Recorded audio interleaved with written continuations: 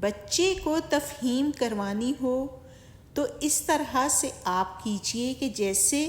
کوئی بھی آپ نے عبارت لکھی ہے وہ بچے سے کہیے کہ اسے پڑھے، پھر آپ اسے درست جواب جو ہے آپشنز کی صورت میں جیسے یہاں موجود ہے اس طرح سے اس کی مشق کروائیے۔ اس کے علاوہ آپ یہ بھی لکھ سکتے ہیں کہ ٹک اور کراس کے ساتھ کچھ سوالات دیجیے آپشنز کی صورت میں، وہ بچے سے کہیے کہ وہ اسے کرے، اور پھر اینڈ میں آپ اسے خالی جگہ پر کرنے کی صورت میں یعنی درست جواب کے ساتھ وہ خالی جگہ پر کرے، اس طرح کے سوالات بنا دیجیے۔ اور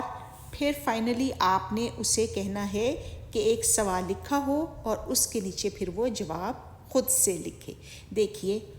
ہم نے آپشنز کے ساتھ ایک یہ مشق کر لی، ٹھیک ہے، سوال پڑھا اور یہاں آپشنز کے ساتھ ایک یہ مشق کی، دوسرا ہم نے ٹک اور کراس والی مشق کی، تیسرا ہم نے خالی جگہ پر کرنے کے ساتھ مشق کی، اور پھر آخر میں ہم نے جب لکھا تو بچے نے بالکل درست طریقے سے وہ لکھا کہ سوال پڑھ کے وہ جواب دے گا اس پیراگراف کے مطابق یا جو بھی آپ نے کام اسے دیا ہے اس کے مطابق، تو پھر اس کے لیے کام کرنا آسان ہو جائے گا، اور یقیناً جب وہ آخر میں سوال کا جواب لکھے گا تو وہ پھر کام اس کے لیے آسان اور درست ثابت ہوگا۔ اس طرح سے بچے کو کام کروانے کی مشق کروائیے تو یقیناً بچہ جو ہے وہ بہتر طور پر آگے مضمون بھی لکھ سکے گا